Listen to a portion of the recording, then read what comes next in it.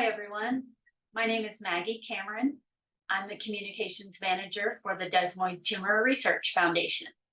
Research and data are fundamentally important to advancing the understanding of a rare disease like desmoid tumor. So I'm excited to be here today to learn about the DTRF's Patient Registry and Natural History Study. To help us all understand what these are and why they're important, I'd like to introduce Dr. Kelly Mercier. Dr. Mercier is the principal investigator for the DTRF's Natural History Study. She is passionate about desmoid tumor research and thrilled to be able to contribute her own scientific knowledge and expertise to a better understanding of desmoid tumors. Kelly, thank you so much for being here today. Thanks, Maggie. I'm really excited to talk to you today about the registry and the natural history study. So bring it on. Great. So today's format, I'm just going to ask Kelly some questions and let her answer them. And we're hoping that that will provide a little clarity for those of you who are new to desmoid tumors or maybe haven't participated in the registry yet. So Kelly, can you give us an overview of the DTRF Patient Registry and Natural History Study and how they relate to one another? Absolutely. The DTRF Registry is an online platform that patients and caregivers can enroll to, and it's just your contact information. What's important about that is we use that to enable other things. So if you sign up for the registry, it enables you to sign up for studies as well. And the study for which the DTRF is using the registry primarily for is a natural history study. So the natural history study allows us to collect data about your entire course of disease before, during treatment, after treatment. If you've ever been diagnosed with a desmoid tumor, you are eligible for the study. So could you talk a little bit about why it's so important for desmoid tumor patients to participate? I assume it's because the disease is so rare that we need more research, but can you talk about that a little bit? It is important for desmoid tumor patients to participate because we have no singular space for patients to contribute their data outside of this project. When a patient is seen in the community, non-specialist, the likelihood that they're going to see another desmoid tumor patient is pretty small, given the prevalence of 5 to 6 out of a million people from the WHO. So having all of the information about patient experience, diagnostics, treatment outcomes, quality of life, caregiver experience in one location, it gives us a tremendous amount of data on this very rare disease, which doesn't exist anywhere else, not even the academic centers. So I heard you say that anyone with a desmoid tumor can participate. Is it even those that have the FAP variation? Absolutely. While they're often excluded from clinical studies, this is an observational study. This is something for you to share your experience as a desmoid tumor patient. Anyone. So FAP patients develop desmoid tumors, as you know. So yes, they are absolutely 100% able to join the study, and we would like to have their experience documented because in the clinical area, they're often excluded, and we really want to understand the differences also in the experiences with people with these somatic mutations of beta-catenin and the FAP patients. Okay. And minors, I assume their caregivers, parents, legal guardians can sort of fill out the surveys on their behalf? Yes, so we have in the informed consent for the natural history study, there is an option for legally authorized representatives.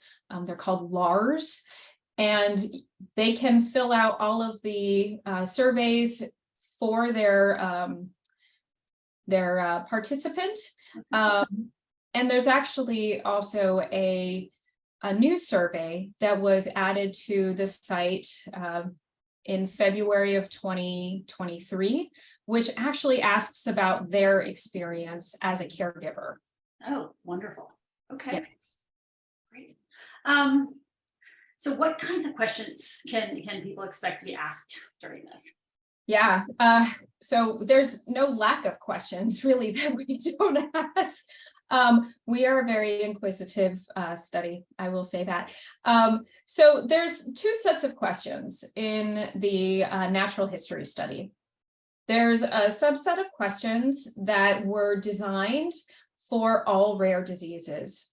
So the DTRF Natural History Study is one of several natural history studies and patient registries that have been launched through the National Organization of Rare Disorders, NORD.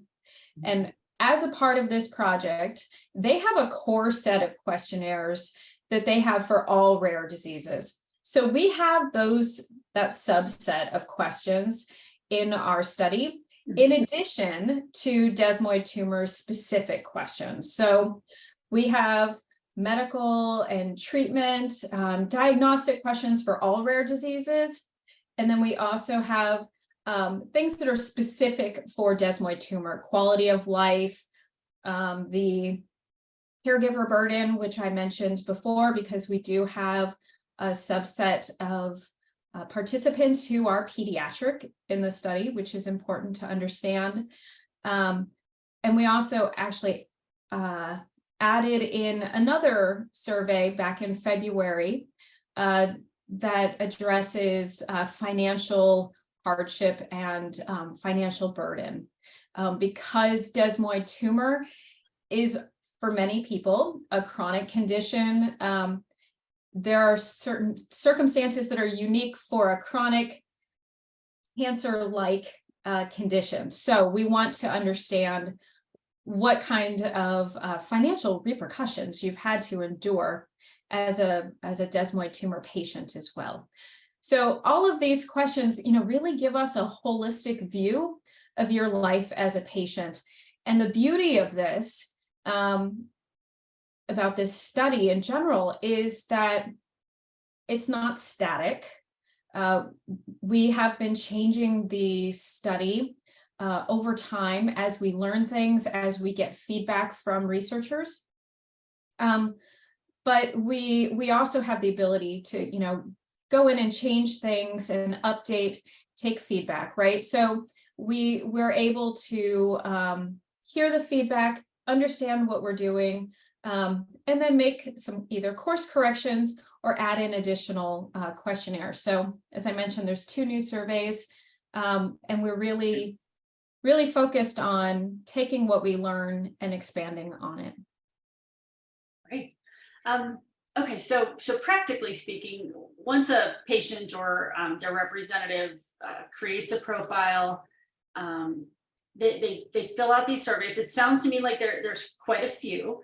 Can you talk about that? Like what kind of the commitment is to do that? And then if once they do that, are they just kind of done and that's it? They've completed all the surveys that were available to them, and then that's it. They're done, or do they kind of have to come back once in a while?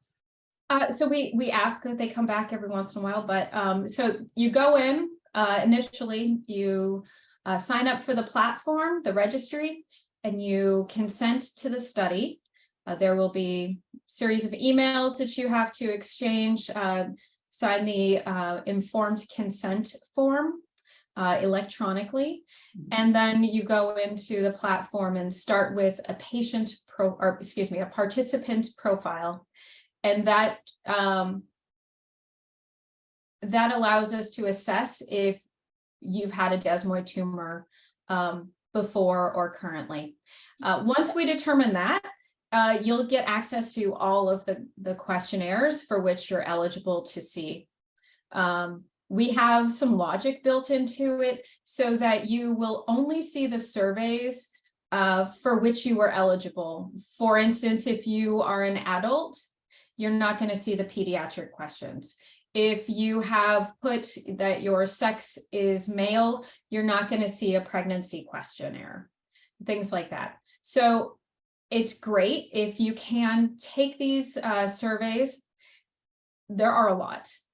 It is going to take you a few hours probably to complete it, especially if you've gone through, surgeries and different systemic treatments, because we do ask about that. But the most important thing is you can save your work and you can come back to it. And we actually encourage that. I've had participants share with me that it can be emotional putting in some of this information, because it's like you're reliving some of the ups and downs of your disease. And we want to make sure that you're always in an okay place mentally and emotionally while you're going through this. So if you start to feel overwhelmed, hit the save button, exit out, get to a better space, you can go back to it. But we do ask that you go back, finish it, because we need your information. But also some of the questionnaires we really want you to check back in on, especially as you progress through your disease journey. So whether or not you're changing treatments, you've had another surgery. The best news is when things go well, right? Like I think that we tend to focus on, oh, I failed another treatment, oh, it grew back. I want to know when it doesn't. I want to know when things work, because that's amazing news. And we want to be able to take your win and turn it into someone else's win. I love that. I love that. And it really sounds like with this level of thoroughness, it really puts kind of a positive spin on this disease, that what one person is going through will help someone else every single step of the way, every single reaction to treatment or progression or regression or whatever it may be. So that's exciting. I think the best part of this study is honestly being able to see your data alongside everyone else's. So when you complete a survey, if there are more than 10 respondents who have already put in their data, you're going to instantly see de-identified results from everyone who's submitted something thus far. So you complete a survey, you hit submit, you see your data alongside everyone else's. And so you can see the collective experience at that time. So this is a way for you to have instant gratification for, answering all those questions. You're going to see how you fit into the community. And this is a very generous community.